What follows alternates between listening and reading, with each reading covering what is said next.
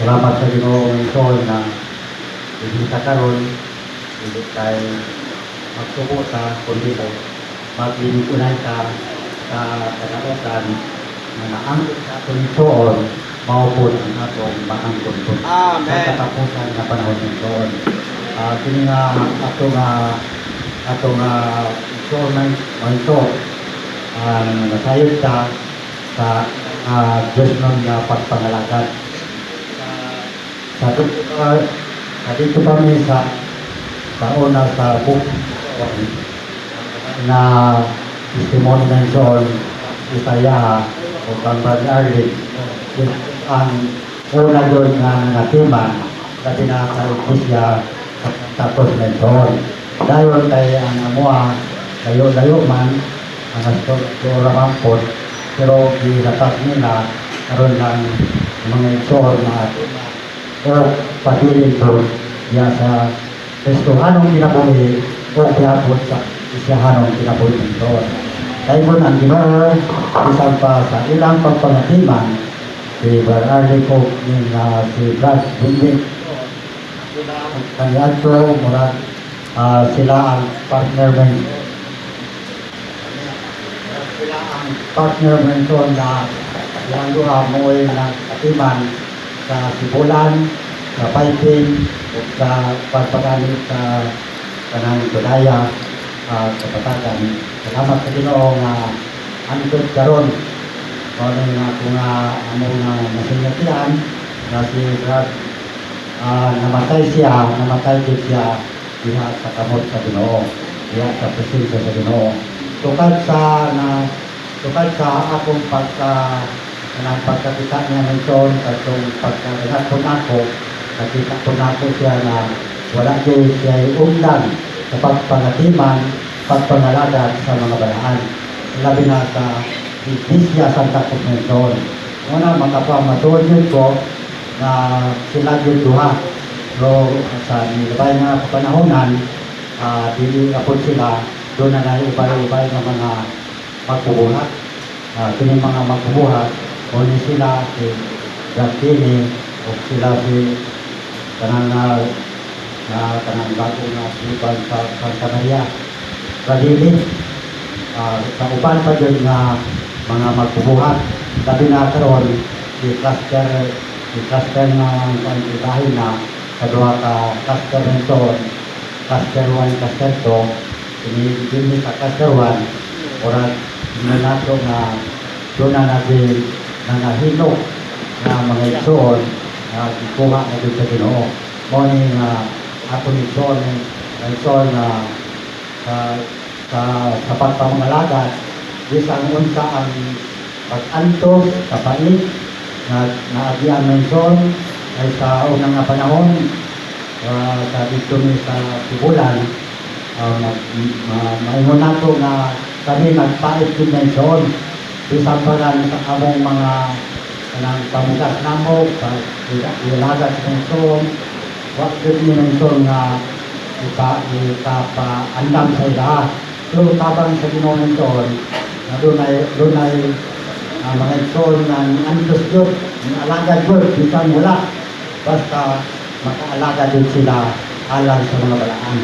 Una ng Son na makadahil dito sa Ginoo, makapangimatulog ko, sininso na usasap siya na nag-alagad o sa iyang pag-alagad ng Son, mga lingon na palutan po sa Ginoo. Mga lingon na usasan siya, makita nato nga naana sa higdana, pero kanang ng Son, kung may abilitaan na yung magsubok ng Son kay sa Thessalonica, sa ipamulong niya Apostol Pablo sa 4, di man niya na ang mga magtuto kung mamatay, matulog na. Kaya doon ay panahon niya siya sa Ginoo sa pagbalik na sa atong Ginoo. Praise the Lord. Salamat sa Ginoo na ang atong Son, bisan sa physical, patay siya, pero sa kita Kristohanon, kung namatay ka, murag na nagtulog ka sa Meson. ay doon ay panahon, pangunon ka sa Ginoo, ay doon na may pagkapanhaw. Salamat sa Ginoo mentor na ating pagkasin mentor na ang atong pag-alagan kinahanglan yun ka na masangkapan yun ka sa Diyos ng kamaturan. Ay kung masangkapan ka mentor, mula gay po ang dahong sa pagkabanhaw sa atong Ginoo mentor. Kung salamat sa Ginoo na sa pagpanalagad sa atong mentor, doon nagay preba, doon nagay lugwa mentor. Ay ang mga mentor doon na nagpipila, nag-artist sa Ginoo, ngayon sila nagpabiling kanilang gustuhan ng kinabuhi o kaya sa itisyahan ng kinabuhi. Antong na namatay, na marang gingon na nagmadaugol yun tungod sa pagpabiling sa itisyahan ng kinabuhi mentor. Ay sa atong nag-artikaw, di pangmatutan nga iandang ka alang sa ungon nga pangasaw ng mentor. Aron maasawa sa atong Ginoo Lord, asawa sa Cordero mentor. Salamat sa Ginoo kining atong pag-alagad karon mentor, moning pagpanangan aron mahimutkan mga pangasawon sa atong Ginoo. Kaya ingon ba sa atong gipahimuskan nga MR dinhi sa iglesia, daghan kayo mga magtotoo, daghan kayo mga tinawag, pero mentor kinaraan pinili sa Ginoo. Ining pinili sa Ginoo, mao man ang itubog sa kinabuhi, hantod na hamtong sa kinabuhi, o nahimong mga mananaw mentor. Kung mananaw ka, mahimog kang pangasawunon sa atong Ginoo, o mahimog kang asawa sa Cordero mentor. Salamat sa Ginoo na anay na maluya bisan pa sa daghan natong mga pagkantos, daghan mga datason mentor, mga pagsulay sa rekonstansya na moabot nato mentor, ang ito padayon ka kay doon ay dingon pa sa Filipos na mag-consider ka alang sa ganti mentor. Apostol Pablo na mulong na mag-consider at tinuhaan din nato dili kay madato ka sa atong kaugalingon sa material, kundi madato ka alang yun sa Ginoo. Praise the Lord. Ingon pa din nga sa Filipos, ay sa Filipos 20:21, ang alam na ko ang pagkinabuhi, maugit si Kristo, o ang pagkamatay, maugit ka ayuhan nito. O sa ang atong itoon, ikamuingon na ang kamatayon na yun. Doon ay panahon na panahon na sa Ginoo. Ngayon, tumalak yun sa atong pinuhatan. Hukman ka sa atong pinuhatan. Ngayon, ang paghukom, walang ingon na magantihan ba ta, magbitihan ba ta, ang nagatitindi sa atong relasyon niya sa Ginoo. Salamat sa Ginoo na tinignan doon. Doon lang yun na pagpaliman mo kini ay tumbanan nato ng son. Ang atong son, wag yan ikabot siya sa isinta ng son. 1967 unang murag sa among pagka-karang edad ng son, murag kami kamera ng son ay pangalakot ko sa 1967. Salamat sa Ginoo na kita kanay kita mga mentor. Ay kung mabot ka sa imong ini nga kahintang mentor, parang gingon na dili tanay mahaslok ay doon na pagkabanhaw mentor. Doon na kinabuhi espiritu na taghatag og kinabuhi.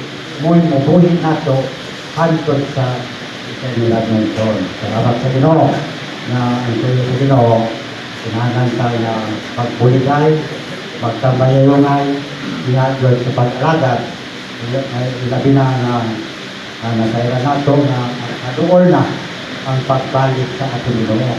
Unang gingon na ito sa kanang itong kabukiyak, tumala sa Hebrewanon 10-25, hindi ka mubiya sa panagpatigong sama sa gibuhat sa pipila. Kay nanuman menson, kay nahibaluan nato, ang adlaw sa Ginoo, nagkaduol na menson. Praise the Lord, nagkaduol na ang adlaw sa Ginoo menson. Tinuod yun menson. Kay kung natin pinatuon, kanang simana, kanang bulan, o tuwing menson, nagkadalit yun menson. Mao kini ang paagi sa Ginoo na padalion yun niya menson. Pero sa atong MR menson, hindi na ang magpabalik sa Ginoo, kadto raman kanunay na pahimulos sa Ginoo. Kadto ra po na nahantong diha sa gusto niya kinabuhi sa Ginoo. Sa ato pa, hindi ko mabalik ang Ginoo kung hindi ka hantong diha sa kinabuhi sa Ginoo. Kinahanglan niya na ang makapabalik sa atong Ginoo, kita na po diha sa atong pagpahimulos ni malangkobon sa tanan ni Kristo na taghatagog kinabuhi alang Diyos sa tanan mga Panginoon.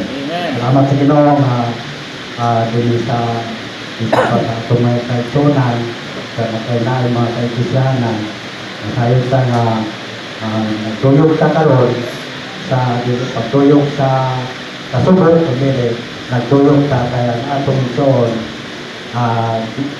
kanang di pan sa Ginoo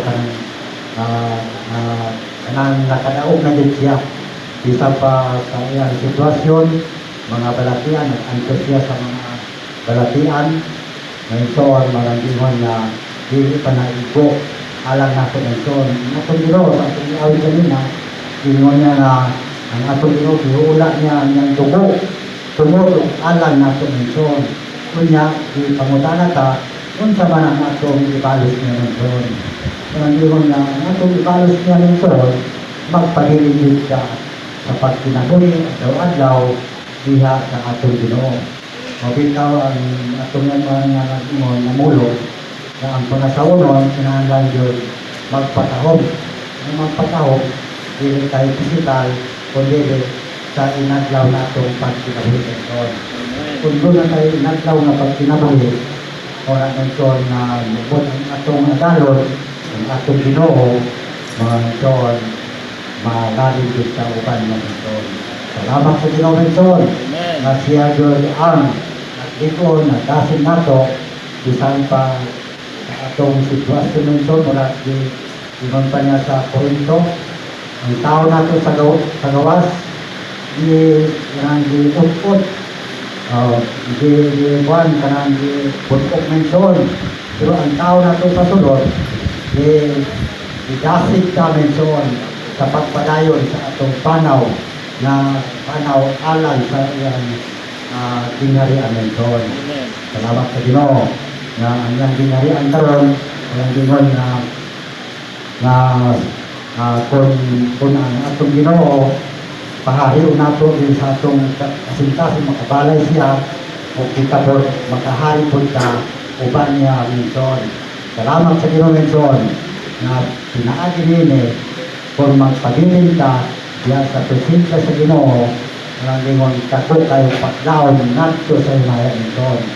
At pagpagod niya menson na ang kanang mga pag-antos dili kini gingon pa niya na ni Apostol Pablo nga dili itatandi unya sa himaya na iya din ihatag niya sa atuan menson. Salamat sa Ginoo menson.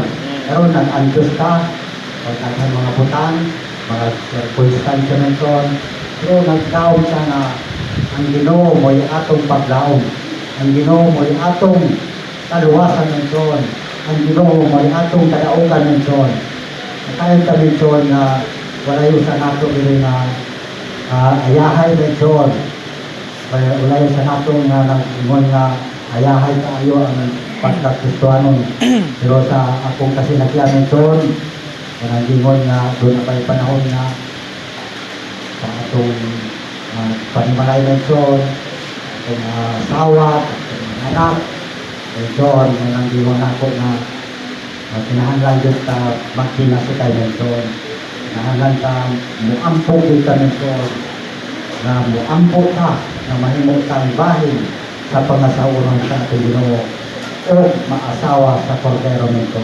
tumala sa bukna nito. Salamat sa Ginoo nga ang tungtol o natingon na ipapahulay na siya sa Ginoo kay sakto naman po ang iyang panahon na ito.